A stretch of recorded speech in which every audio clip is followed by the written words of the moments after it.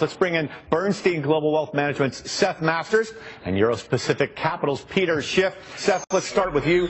Fed or no Fed, you still have a rather bold prediction, Dow 20,000. Now, we put a chart together from some of your numbers, just looking at where stocks were value-wise in October 07 to 2013. And you've got stocks were at a 15 forward PE, and now they're at less than 14. You say the debt to equity was 63% of debt way back then. Now it's only 34% debt to equity. And you point out that the yields on stocks are, a few points higher than they were in 07. But the Dow was down 180 points today. It was down 200 yesterday. Are you wrong?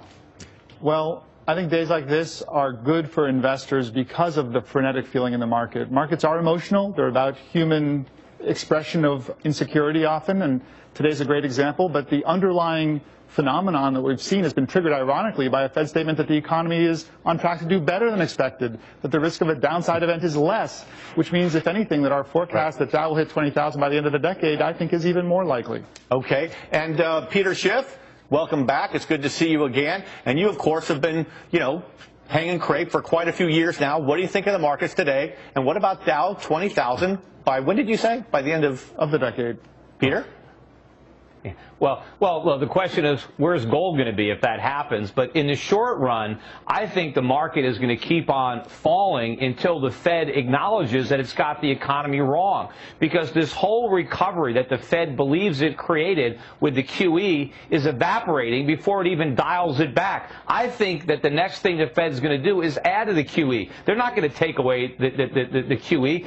They're going to put more crack in the pipe. The market just hasn't figured that out, because if the Fed takes away the stimulus, it's basing the whole recovery on the housing market. The housing market is about to implode again and go for new lows because of rising mortgage rates and speculative buyers turning into sellers. Okay, Seth, your bullish forecast for stocks, because you think the Fed continues easing, or is it because you think the economy really is healing? Very much because the economy is healing. What we're seeing is a very modest recovery that's lasted already as long as most recoveries and has the potential to last a lot longer because it's been so modest.